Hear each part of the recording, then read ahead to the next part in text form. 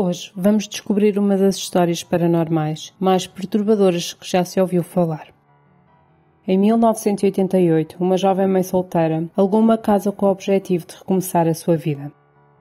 No entanto, rapidamente percebeu que algo sinistro se estava a passar. A casa começou a ser atormentada por fenómenos estranhos e inexplicáveis que foram testemunhados por várias pessoas. Quando esta jovem decidiu investigar a sua origem, o que descobriu viria a mudar a sua vida para sempre. Assista a este vídeo e descobre o mistério da assombração de São Pedro. Se gostas do conteúdo dos nossos vídeos e queres ficar a saber todas as novidades, podes seguir-nos nas redes sociais. Estamos no Facebook e no Instagram.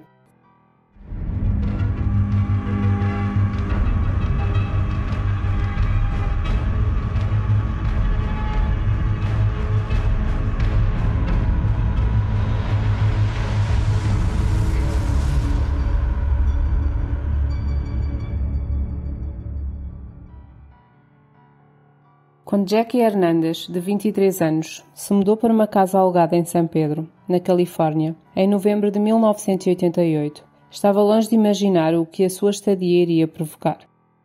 Jackie tinha acabado de se divorciar do seu marido Hal, trabalhava várias horas por dia, estudava à noite e estava grávida do seu segundo filho.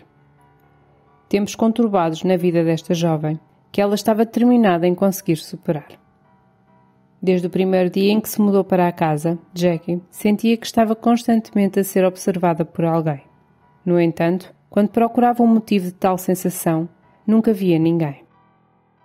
Foi depois do nascimento do segundo filho que as coisas começaram a piorar. Objetos desapareciam apenas para reaparecerem noutro sítio, completamente diferente. Cheiros estranhos e barulhos inexplicáveis nas paredes e no sótão da casa.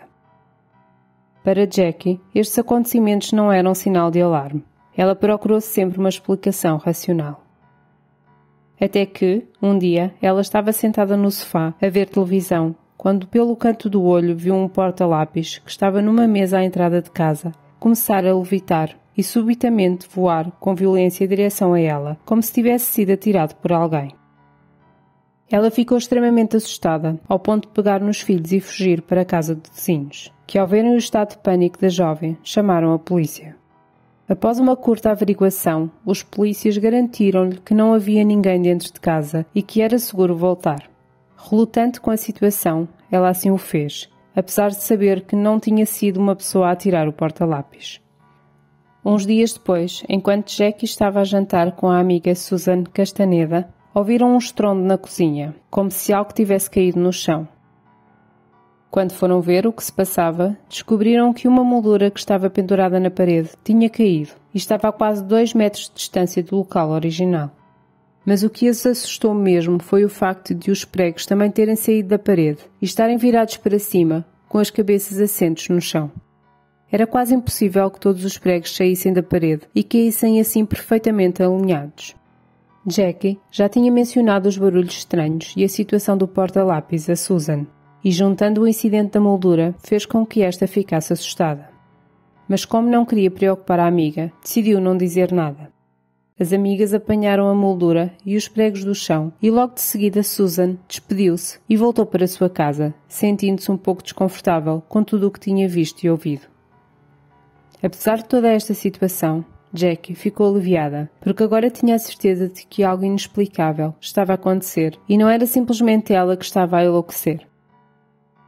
Para além de Susan, o ex-marido de Jackie era a única pessoa com quem ela se sentia à vontade para contar tudo o que se estava a passar.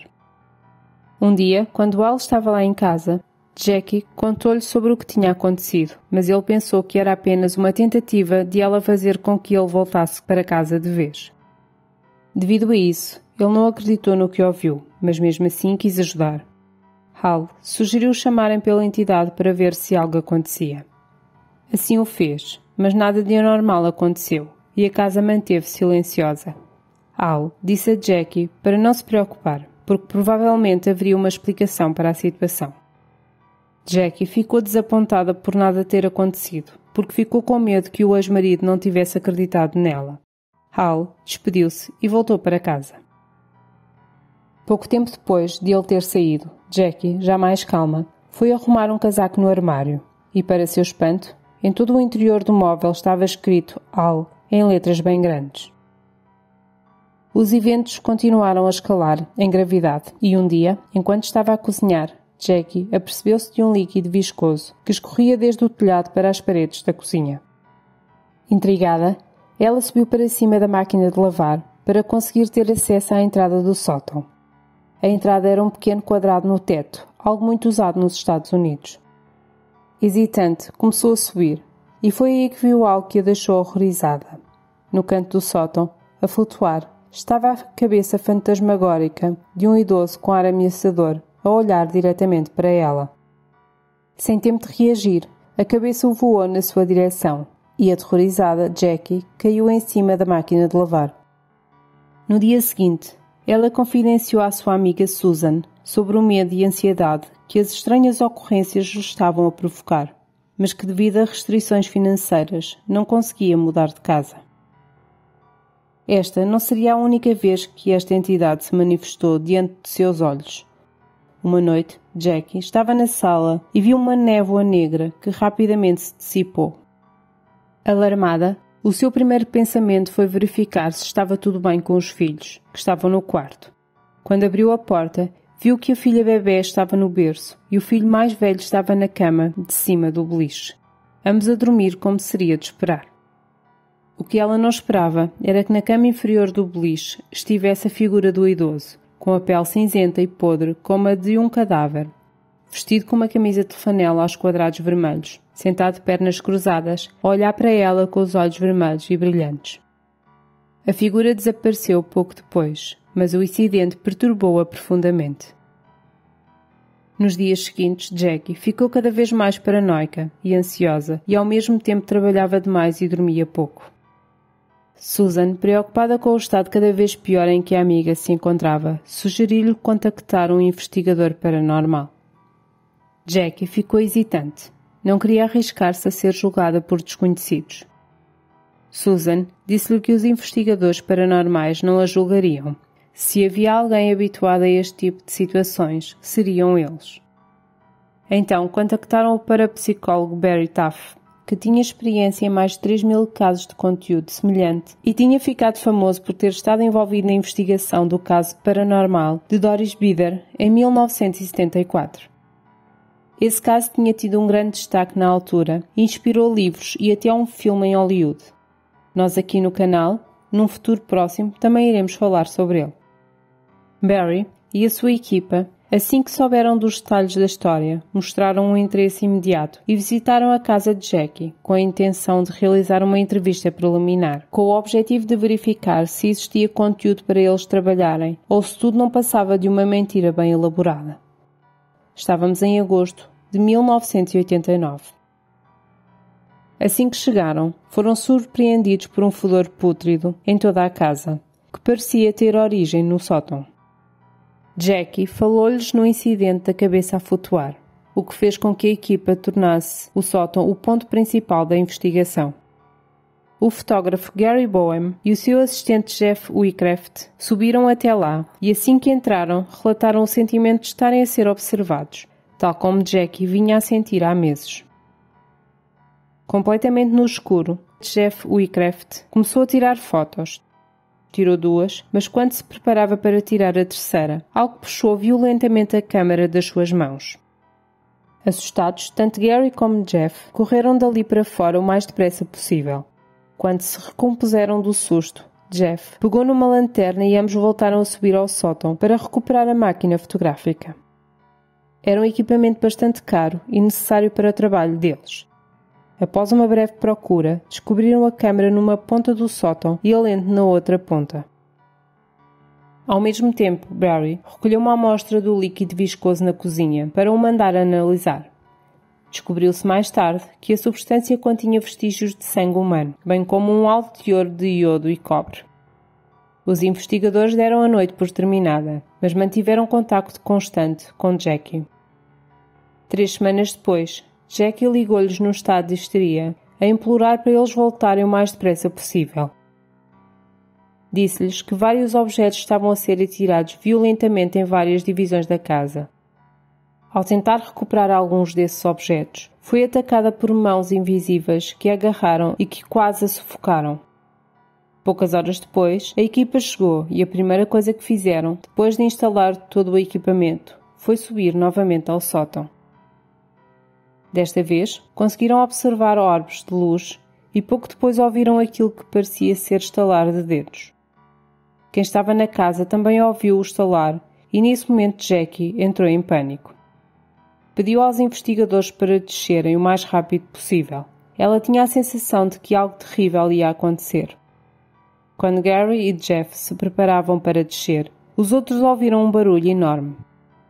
Gary, ao ouvir tal comoção, virou-se para trás e não viu o colega. Rápido a pensar, tirou uma foto para iluminar o local com o flash e viu algo que o deixou horrorizado. O seu colega Jeff estava com um pedaço de corda enrolado à volta do pescoço, pendurado numa viga de madeira no teto. Gary chamou o chefe da equipa Barry e, rapidamente, ambos conseguiram soltar Jeff.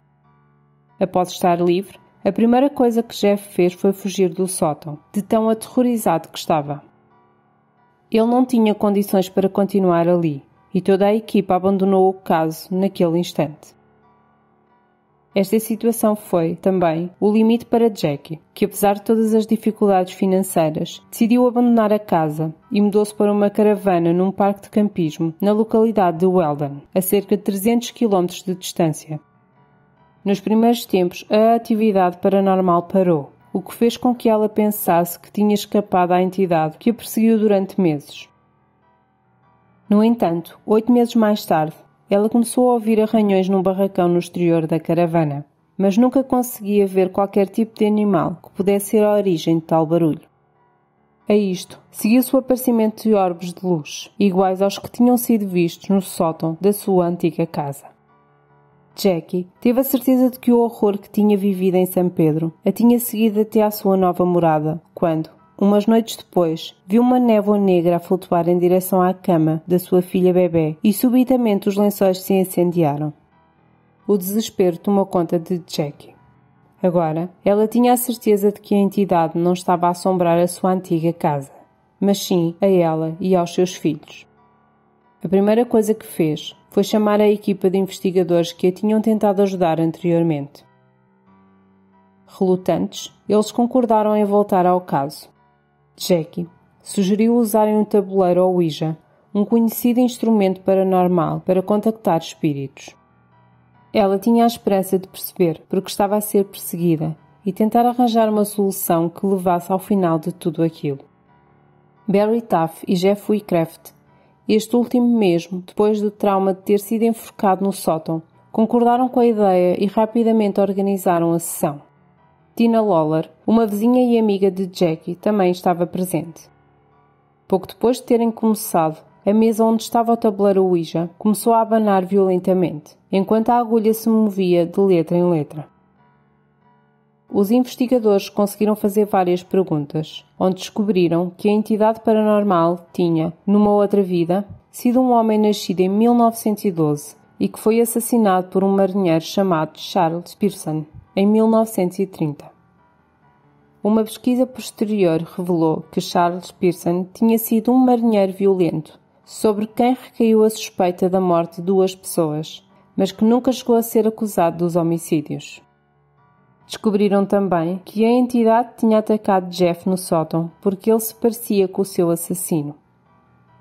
Com o passar do tempo, Jackie conseguiu melhorar a sua capacidade financeira e com isso mudar-se para uma nova casa, tentando mais uma vez fugir ao pesadelo que a perseguia.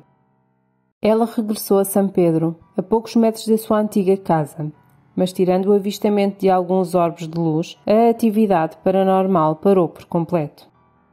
Ao longo dos anos, ela mudou mais algumas vezes de residência e agora vive em Los Angeles.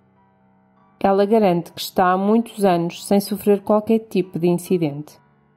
Esta é a história da assombração de São Pedro, um dos mais famosos casos de atividade paranormal. Apesar de todos os detalhes conhecidos, muitas perguntas ficaram por responder. Jackie foi avisada pela entidade ou apenas estava na casa errada à hora errada? Porque é que a atividade experienciada por ela foi diminuindo a cada mudança de residência, até chegar ao ponto de parar por completo? E tu, o que achas? Deixa a tua opinião nos comentários e a melhor vai ter direito a ser o comentário de topo no vídeo. Até à próxima!